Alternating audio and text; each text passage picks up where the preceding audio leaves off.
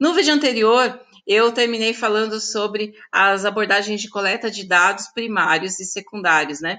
Dados secundários que vêm de base de dados e dados primários que a gente coleta, o próprio pesquisador coleta. E aí, é importante a gente falar também o seguinte, quando a gente obtém os dados de uma base como a Economática ou como o IBGE, por exemplo, esses dados estão ali disponíveis, a gente vai lá e pega, né? E aí pode utilizá-los aí desde que atenda a todos os requisitos legais para utilizá-los, pode fazê-lo sem problema. Mas quando a gente precisa fazer a coleta de dados primário, ou seja, nós precisamos ir atrás do dado, a gente tem que ter uma preocupação muito importante com a amostragem. O que é a amostragem? É a parcela, né, a quantidade de dados que eu vou utilizar para fazer o meu estudo. Por que você usa uma amostragem? A gente diz que dentro do universo de pesquisa, todo mundo gostaria de pesquisar a população. O que significa pesquisar a população?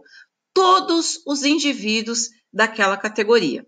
Então, se eu estou dizendo, por exemplo, que eu vou fazer uma pesquisa eleitoral, né, como o exemplo que eu citei anteriormente, o que seria pesquisar a população? Seria pesquisar todos os eleitores de uma cidade. Todos. Tá? Então, se tem 33 mil pessoas que votam em uma cidade, eu deveria entrevistar 33 mil pessoas, tá certo? Como é muito difícil você pesquisar a população, porque não tem recurso financeiro muitas vezes, não tem tempo, é difícil mesmo por outros critérios, então a gente vai utilizar uma amostra, ou seja, uma parcela dessa população para a gente poder pesquisar. E aí, tem várias formas de definir essa amostragem. Dentro da abordagem quantitativa, a gente vai entender que essas amostragens elas podem ser probabilísticas e não probabilísticas. O que é amostragem probabilística? É aquela amostragem que você faz um sorteio, basicamente. Então, é como se você estivesse colocando todos os nomes dentro de um saquinho, e aí quem é que vai responder a minha pesquisa? Eu vou lá, coloco a mão, puxo o nome, você que vai responder essa minha pesquisa, tá? A abordagem probabilística é a melhor abordagem do ponto de vista de validação externa de resultado. Então, quando você chega com um estudo dizendo que fez uma amostragem probabilística, dificilmente as pessoas elas vão refutar os resultados que você está apresentando. Agora, nem sempre é possível fazer amostragem probabilística, porque nem sempre dá para a gente fazer sorteio, a gente às vezes sorteia e a pessoa não quer participar, não quer responder, por exemplo, um questionário. E aí, existe também a abordagem amostral não probabilística. Então, a não probabilística, ela não vai funcionar através de um sorteio. No sorteio, a gente tem todos os indivíduos com a mesma probabilidade, a mesma chance de serem sorteados, de serem escolhidos. Na não probabilística, isso não acontece. Na abordagem não probabilística, a gente não vai ter, digamos assim, essa escolha às cegas dos indivíduos que vão participar da pesquisa.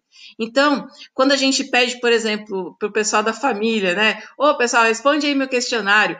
Essa é uma amostragem não probabilística, é uma amostragem do tipo por conveniência. Então, respondeu aquele que estava mais próximo, mais acessível e também estava mais disposto a contribuir com a pesquisa. São amostragens importantes também, são critérios de amostragem, só que quando esses estudos, esse tipo de amostragem é utilizado, às vezes você tem questionamentos sobre a validação dos resultados. Então, o ideal é sempre você tentar ir pelo campo da amostragem probabilística, mas, dependendo do tipo de estudo, a não probabilística também exerce um papel bastante importante, relevante nesse processo. Desculpa pela tosse, mas aqui falando muito, né? E aí a gente fala um pouquinho sobre as técnicas de análise quantitativas, que também são técnicas de análise um pouco mais específicas. Para essas técnicas de análise, também existe uma diversidade. Se a gente for pegar alguns livros que eu tenho aqui, que são bem fininhos assim, sabe? Bem pequenininhos, você vai ver que não há técnica que chegue. E quanto mais vai evoluindo, né, a pesquisa, mais técnicas vão surgindo, mais possibilidades vão surgindo e também a acuracidade desses resultados, ou seja, o quanto que esses resultados eles refletem de fato a realidade, vai aumentando. Mas eu acho que a gente pode falar num outro momento sobre essas técnicas, talvez aí um outro curso, especificamente sobre cada uma delas, mas eu acho que vale a pena agora a gente mostrar pelo menos algumas dessas técnicas para efeitos até de curiosidade, para você ver que nem tudo é um bicho de sete cabeças quando a gente fala de número, tá certo? Então, basicamente, a gente tem aí as estatísticas descritivas e inferenciais, os testes de hipótese, as análises multivariadas, bivariadas e univariadas, tá? E aí eu vou mostrar para vocês um pouquinho de cada uma delas. A estatística descritiva e inferencial são estatísticas que vão dizer para a gente muito sobre, primeiro, a questão da frequência propriamente dita, então, a quantidade de expostas, a quantidade de indivíduos, a quantidade de ocorrências, de observações obtidas.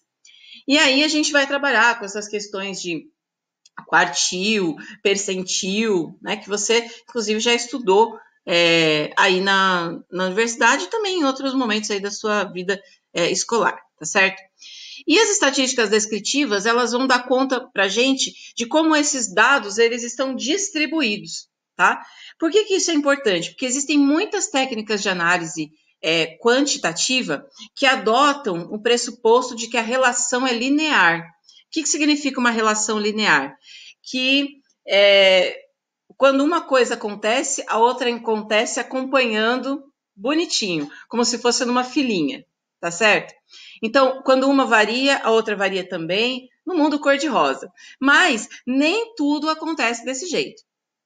Nem todas as relações, elas são lineares. Aliás, em se tratando de administração, elas são muito mais não lineares do que lineares propriamente ditas. Então, a gente precisa ficar um pouco ligado nisso. Então, as estatísticas descritivas, elas são muito importantes para a gente identificar, inclusive, quais as técnicas de análise que nós vamos utilizar. Se a relação é linear, tem um caminho. Se é não linear, tem outro caminho. Então, aqui, a gente tem, nesse primeiro gráfico, a gente usa muito gráfico, né, nesse tipo de análise. Mas nesse gráfico aqui, a gente tem, por exemplo, o número de pedidos, ou melhor, a média que a gente tem de tempo de decisão para requisições que são feitas lá no Instituto Nacional de Propriedade Intelectual, por estado. Então, os pedidos que vêm, por exemplo, do estado da Bahia, eles vão ter um tempo médio de decisão identificado aqui por essa caixinha que nós estamos colocando no gráfico, tá bom? Então, ele vai mostrar direitinho essa frequência para a gente. Nessa outra ferramenta, né, nesse gráfico que nós temos aqui, você está vendo que ele mostra, na verdade, um gráfico de dispersão. Então, como que essas variáveis elas estão organizadas diante num eixo X e Y, tá? Então, você vai ver que pelo desenho que é feito aqui, quando a gente une cada um dos pontinhos desse gráfico, é uma relação não linear, ou seja, uma relação curvilínea. E aí, isso aqui vai dizer para mim, por exemplo, que se eu for fazer uma análise de regressão, não vai dar para eu usar uma regressão linear, eu vou ter que usar uma regressão não linear. Vou falar dela depois lá na frente. Mas é muito importante a gente entender, a gente olhar para média, moda, mediana, desvio padrão, variância, assimetria, kurtose, são as principais medidas da estatística descritiva que vão contar para a gente como está distribuída essa amostra que a gente coletou, tá bom? Eu acho que é fundamental pensar nisso daí. Avançando um pouquinho, a gente tem outra técnica que é o teste de hipóteses, que eu até já comentei um pouquinho contigo, né? O teste de hipóteses, ele procura olhar, principalmente utilizado em experimentos, para você comparar grupos, né? Para você comparar situações. Será que se eu der, por exemplo, todo dia insulina para uma pessoa tomar, será que o nível de glicemia dela vai baixar? Então, todo dia eu vou lá e dou insulina para aquele indivíduo e no outro indivíduo eu não dou insulina. Será que diminui? Então, para comprovar isso, né, para comprovar, por exemplo, que a insulina provoca a diminuição dos níveis de glicemia, eu vou fazer o teste de hipótese. E aí, o teste de hipótese tem alguns testes para serem feitos. O principal deles é o teste do p-valor, que é essa coluna aqui do meio. teste do p-valor diz para a gente a significância, se existe diferença e qual é a significância dessa diferença, tá certo? Então, quanto maior for o valor que a gente encontrar aqui, que é um valor que vai até o número 1, menos significante é. Olha que controverso, mas é verdade, tá bom? E aí existe também o teste F, que é outro teste que é feito também dentro desse contexto de hipótese, da análise de hipóteses, e o teste de esfericidade de Bartlett, que também é outro teste que tem aí a finalidade de identificar essas diferenças entre os grupos analisados. Vou dar uma paradinha aqui para a gente continuar no próximo vídeo, continuando falando dessas técnicas de análise, tá bom? Não me abandone, assista o próximo também. Até mais!